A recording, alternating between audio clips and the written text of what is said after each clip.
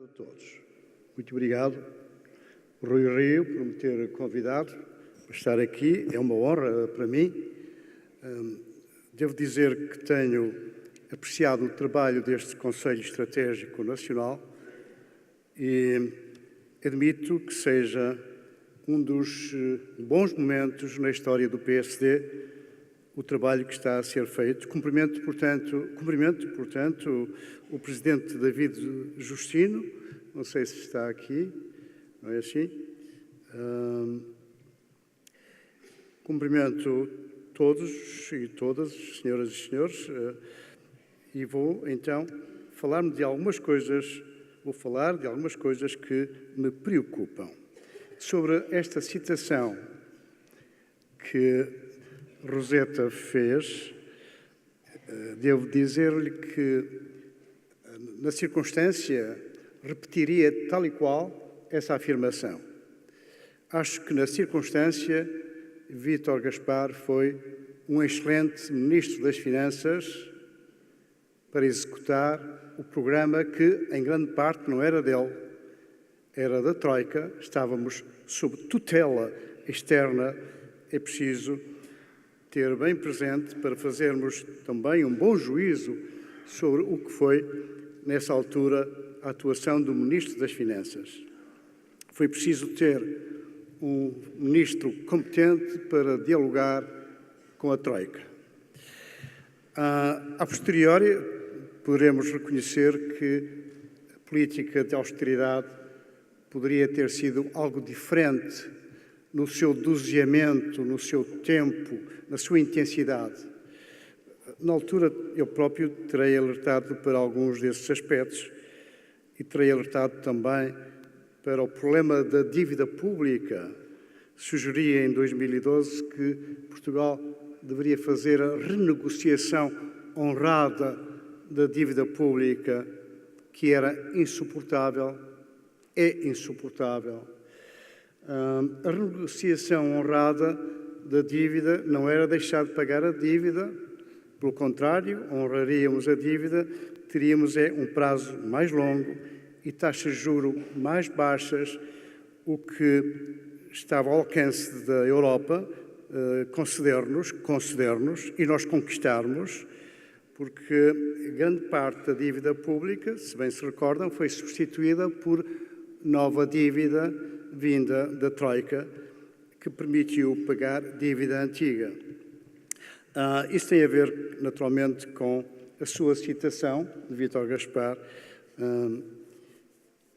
Eu devo dizer que não é por estar aqui perante este magnífico anfiteatro de PSDs, não é por isso, mas devo dizer que estou relativamente muito preocupado com o que se passa com a economia portuguesa e, sobretudo, com as finanças públicas.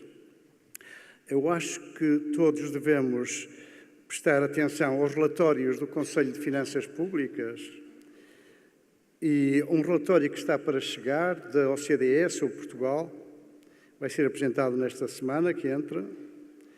Devemos ler também o que o juiz-presidente do Tribunal de Contas diz sobre a situação das finanças públicas. Ainda há dias deu uma valiosa entrevista e falou dos riscos que as nossas finanças públicas apresentam. Eu de facto, acho que as finanças públicas de António Costa não são o que parecem. Ou antes, o Ministro Centeno é o que parece. As suas finanças públicas é que parecem o que não são. E neste ponto,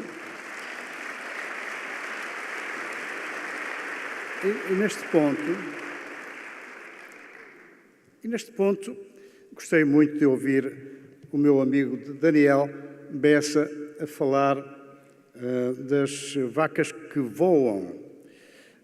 Sempre vi isso como um enigma, mas depois da intervenção de Daniel percebi que há neste enigma um paradoxo.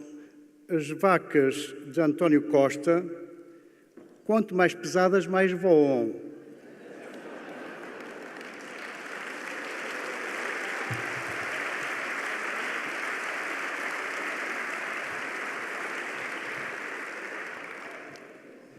As vacas gordas voam, as vacas magras aterram. Quando vierem os anos das vacas magras, e não vão tardar, infelizmente, muito provavelmente não vão tardar, as vacas magras darão razão a este juízo, deixarão de voar. As finanças públicas estão, de algum modo, a enganar o país. Reparem bem, nós deveríamos estar neste momento, e nos últimos anos, a reduzir o peso do Estado e evitar que a despesa pública total, nominal, a despesa pública efetiva, estivesse a crescer.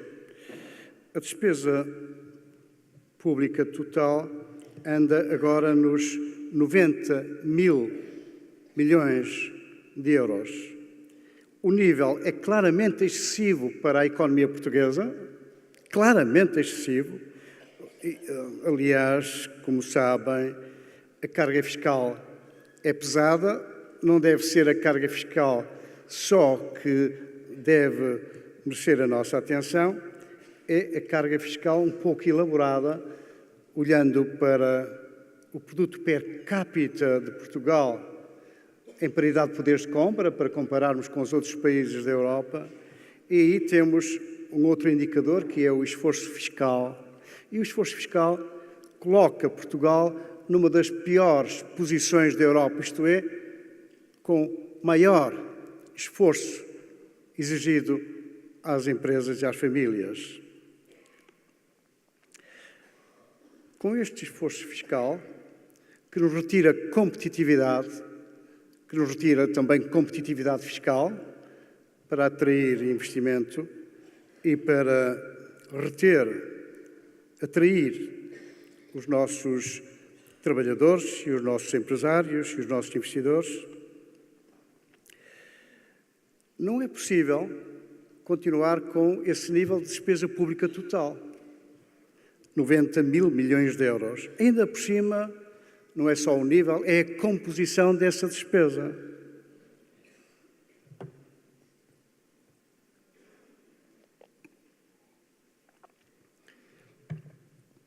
Porque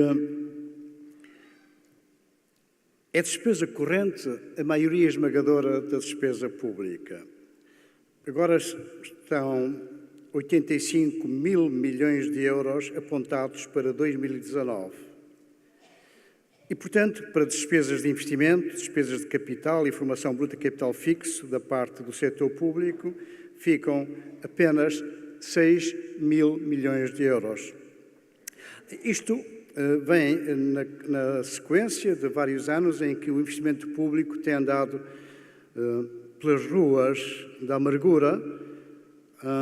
Isto faz-nos pensar que poderemos vir a ter problemas graves de infraestruturas em Portugal, porque não são só as novas infraestruturas, são as existentes e que precisam, como sabemos, de despesas de manutenção.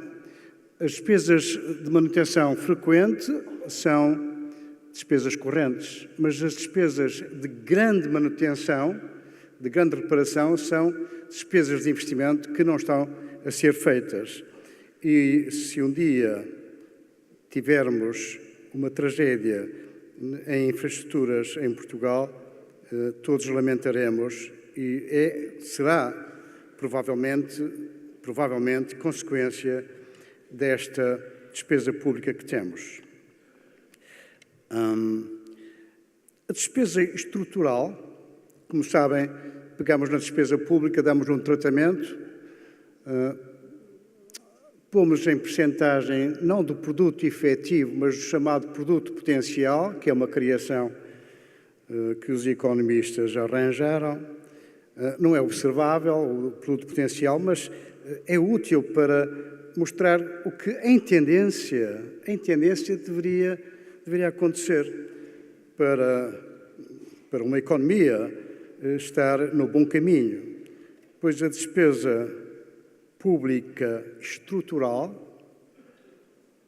portanto, despida do ciclo económico e despida de componentes extraordinárias, não recorrentes, a despesa pública estrutural, em vez de diminuir, porque só isso é compaginável com a capacidade da economia suportar carga fiscal, a que chamo esforço fiscal, e para poder suportar a dívida pública, em vez de diminuir, tem-se mantido nos últimos anos, 2017, 2018, 2019 no orçamento, em 43,6% do PIB potencial, que é claramente insuportável. É claro que a dívida pública está a enganar o país quando o Governo mostra, e todos sabemos que é assim, que em percentagem do PIB efetivo está agora nos 120%. Melhorou em termos relativos, não em termos absolutos, porque a dívida pública em milhares de milhões de euros é cada vez maior. E se vierem anos maus, não desejo que venham, mas não é improvável. É provável. Quem diz são instituições internacionais com bastante capacidade de análise e de previsão. Portanto, quem nos avisa, nosso amigo é, e deveremos esperar que o ciclo económico piore. E nessa altura, a dívida pública em percentagem do PIB vai aumentar. Vamos, portanto, regressar a níveis piores do que aqueles que temos agora e que são maus. A regra europeia, como sabem, é 60% do PIB, no máximo, e nós estamos 2 vezes isso. Mas com anos maus vamos piorar. E quando chegarmos a esse momento, ou desejo que não, vamos verificar que Portugal poderá ter de fazer novos sacrifícios. A regra de ouro das finanças públicas, que está consagrada há muitos anos, diz-nos que um país não se deve endividar para pagar despesas correntes. Sim, dívida pública para financiar investimento, desde que seja bom investimento público, ou para financiar reformas estruturais, grandes reformas estruturais, ou, eventualmente, para segurar, para sustentar política de estabilização ou política anticíclica. Nós não temos cumprido a regra de ouro das finanças públicas há muitos anos.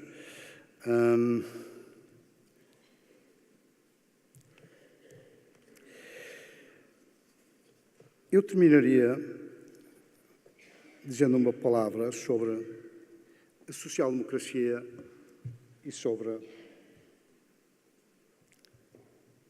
a social-democracia e sobre os nossos princípios. É claro que a social-democracia não é compaginável com políticas ditas de monetarismo ou políticas puramente liberais, mas a social-democracia também não deve ser antiliberal. Isto é, a social-democracia conjuga-se bem com um misto de liberalismo e de intervencionismo, de Estado social e de Estado de regulação dos mercados. A social-democracia casa-se bem com o reformismo, com os grandes reformadores que têm estado, aliás, ausentes do país. A social-democracia casa-se bem com a equidade e com a justiça social. Mas, de modo algum, pode a social-democracia, por exemplo, conviver com políticas que nem sequer são de falsa equidade, são de anti-equidade. Fez muito bem o PSD quando disse não a uma nova política de anulação das propinas da universidade. É um exemplo que seria classificável como de falsa equidade.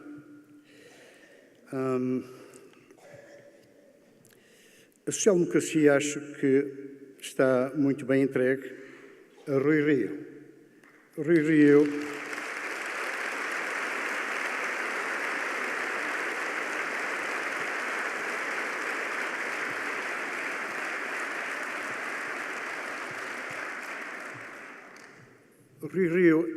pela sua história, pelos seus factos que tem para apresentar, pelas suas ideias, pelo modo como está na política, é um político que talvez, pela primeira vez na história do PSD,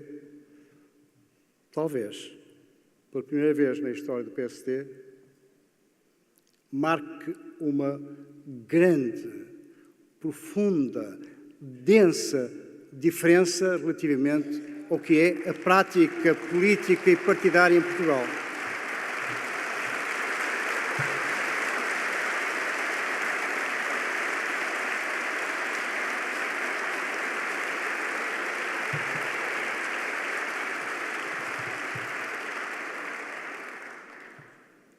Acho, como ele diz, que ele, Rui Rio, é um corredor de fundo. Não anda ao sabor da conjuntura, nem da espuma do tempo. Rui Rio é, de facto, muito diferente de António Costa. E o país vai aperceber-se disso. O tempo não é muito. Mas sabem, a massa anónima do eleitor, o povo que vota e que determina as eleições, que determina a vitória e a derrota eleitoral, o povo apercebe-se dessa diferença. E, portanto, o que posso dizer a Rui Rio é que se mantenha o mais possível assim como é.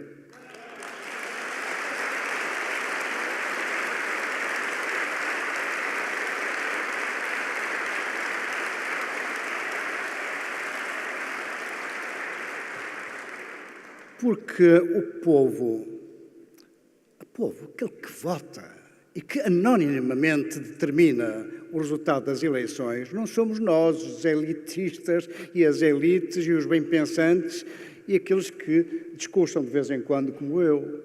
Não, é o povo que trabalha e que é anónimo e que às vezes nas sondagens não diz a verdade. Porque sabem que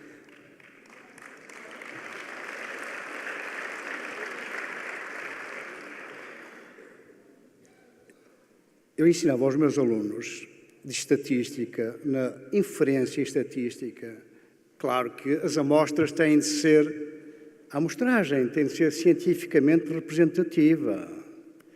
E, portanto, a dimensão da amostra, a recolha da amostra. Mas nós podemos cumprir todos os critérios de representatividade científica da amostra e, todavia, falhar, coisa que não é fácil de controlar, falhar o momento da recolha da resposta e a resposta não ser verdadeira. E aí, quase sempre, as sondagens não conseguem distinguir, fazer o contraste entre a resposta que é verdade e a resposta que não o é. Eu acho que o povo, o eleitor, está a perceber-se da diferença que Rui Rio representa. Porque é muito mais fácil ser um grande demagogo do que ser um grande político. Eu penso, por aquilo que tenho observado, por aquilo que tenho avaliado, desculpe, é o meu juízo, é a minha opinião, eu acho que temos como líder, um grande político.